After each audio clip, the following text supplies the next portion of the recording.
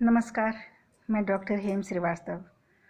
हम विमर्श करें कि कश्मीर पर क्या कोई प्रभाव पड़ने वाला है। ताज़ा जो डेवलपमेंट है या ताज़ा जो चल रहा है अफ़गानिस्तान और उसके निकट सेंट्रल एशियन देशों में या वेस्ट एशिया में जो चल रहा है, तो क्या उसका प्रभाव कश्मीर पर पड़ने वाला है या नहीं। कश्मीर एक बहुत ही वल्नरेबल पोजीशन पर है, एक बहुत ही महत्वपूर्ण जगह पर है और ऐसी जगह पर है जहाँ की कई देश उसमें लगातार दखलंदाजी कर सकते हैं। जहाँ तक जियो पॉलिटिकल स्टेज की बात है तो कश्मीर में दखलंदाजी करना बहुत आसान रहा है। कभी चीन, कभी पाकिस्तान, और पाकिस्तान तो लगातार ही लगा रहा, क्योंकि ऐसा समझ में आया कि पाकिस्तान के जो ज़्यादातर जो जल स्रोतों का जो उद्गम है तो वो कश्मीर से आता है। तो वैसे भी पाकिस्तान कभी भी कश्मीर को छोड़ना नहीं चाहता था। इसके अलावा भारत के भूभाग के हिसाब से भी उसने कश्मीर पर लगातार अपनी नज़र बनाए रखी है। इसका ये भी कारण था कि कश्मीर जो है काफ़ी ऊंची पहाड़ियों वाला क्षेत्र है, और जहाँ तक आप वारफेयर की बात करें या फिर स्ट्रेटजिक पॉइंट की बात करें, स्ट्रेटजिकली जो लोकेशन है कश्मीर का, वो युद्ध के हिसाब से काफ़ी एडवांटेज में, यानी काफ़ी लाभ में रहने वाला क्षेत्र है। तो कश्मीर की जो पहाड़ियाँ हैं और जो काफ़ी ऊंचा अल्टीट्यूड जो समुद्र तल से है, वो कश्मीर में यदि कोई बैठे, वहाँ पर यदि आर्म्ड फोर्सेस बैठे तो उसकी नज़र काफ़ी दूर दूर तक जाएंगी और काफ़ी दूर तक उसका कमांड रखा जा सकेगा।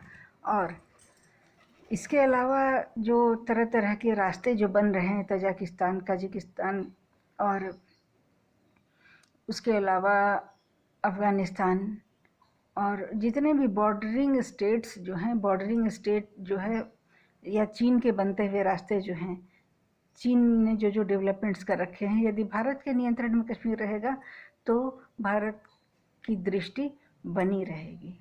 तो ये कभी भी भारत विरोधियों के लिए यह स्थिति अनुकूल नहीं थी। तो भारत के हाथ से निकालने के प्रयास सदा हुए कश्मीर को। कश्मीर भारत के हाथ से निकले, इसके प्रयास हमेशा किए गए। और अभी हाल फिलहाल के जो डेवलपमेंट्स हैं वो भी चिंता बढ़ाने वाले हैं। यद्यपि इतना समझा जा सकता है कि भारत की जो केंद्र सरकार, वर्तमान केंद्र सरकार है, या जो उसकी नीतियां हैं, वो स्थिति से निपटने के लिए पूर्व से ही बिल्कुल समझ बूझ करके तैयारी में होंगी। लेकिन भारत की बड़ी लंबी सीमा पाकिस्तान से लगती है, करीब 1500 मील से ज़्यादा। इसके अलावा पार्टीशन के समय काफ़ी बड़े पत्तन और काफ़ी बड़ा भूभाग जो कि सेंट्रल एशिया की खिड़की को खोलता था, भारत की कनेक्टिविटी को बनाता था, वो सब हिस्से पाकिस्तान में गए। तो इसके लिए भारत हमेशा दबाव में रहा। इस मामले को लेकर के भारत सदा दबाव में रहा कि भारत के उत्तर में तो हिमालय है, और अगर भारत की पेनिनसुलर हिस्से को कहें, पेनिनसुलर हिस्सा वो समुद्र से लगा हुआ है, समुद्र में खुलता है। लेकिन जो सबसे महत्वपूर्ण हिस्सा जो हो सकता था, जो कि उत्तर पश्चिम की ओर का जो हिस्सा था, वो बिल्कुल पाकिस्तान से बंद था। पाकिस्तान ने इसको बंद करके रखा था। तो ऐसी स्थिति में भारत को सदा चाक चौकस रखने की ज़रूरत पड़ी, और भारत ने चौकसी रखी भी। लेकिन अभी ताज़ा जो अफ़गानिस्तान में डेवलपमेंट्स हैं, तो ऐसी गणना हो सकती है कि ये जो आतंकी फोर्स जो है अफ़गानिस्तान में मौजूद, जो तालिबानी फोर्स है, तो ये भारत में अगर एंट्री करे, अगर भारत में इसे प्रवेश मिले, या फिर यह अपने अनुकूल फोर्सेस को अगर भारत में एंट्री करवाए, तो फिर भारत फिर से डिस्टर्ब हो सकता है। भारत में काफ़ी दखलंदाजी बढ़ सकती है और आतंकी समस्या से भारत एक बार फिर से जूझने लग सकता है, ऐसा हो सकता है। और दूसरी बात यह है कि पाकिस्तान की जो सरकार है, पाकिस्तान की सरकार ने भी बहुत स्पष्ट रूप से समर्थन एक तरह से अफ़गानिस्तान की वर्तमान जो तालिबान सत्ताधीश हैं, एक तरह से सीधा सीधा उसको समर्थन देते हुए कहा कि अब ये हमारे कश्मीर के लिए सहूलियत वाली स्थिति है।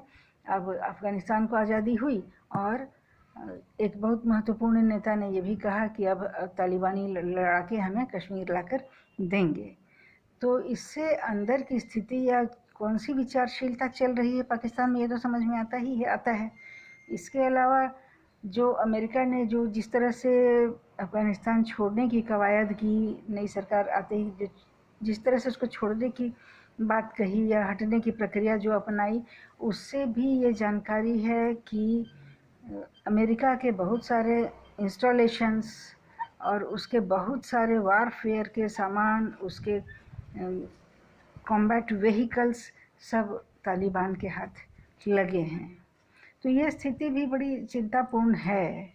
ये स्थिति भी चिंतापूर्ण है कि उतने नए वारफेयर के साजो सामान के साथ अगर फिर से नए ऑर्गेनाइजेशंस, पाकिस्तान में आईएसआई पहले से मौजूद है और आईएसआईएस जो सीरिया की तरफ है वो कभी भी भारत के समर्थन में था नहीं। उसके अलावा अब तालिबान का एडिशन हो गया।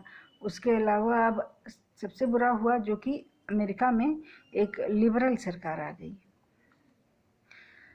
फिर भी हम समझते हैं कि भारत की सरकार सभी परिस्थितियों पर नज़र रखे हुए है और समय आने पर अनुकूल उत्तर दिखेगा। भारत भी पीछे हटने वाला नहीं है। भारत की सशस्त्र सेनाओं और वर्तमान नेतृत्व पर हमें पूरा विश्वास है और स्थिति को नियंत्रण में रखा जाएगा।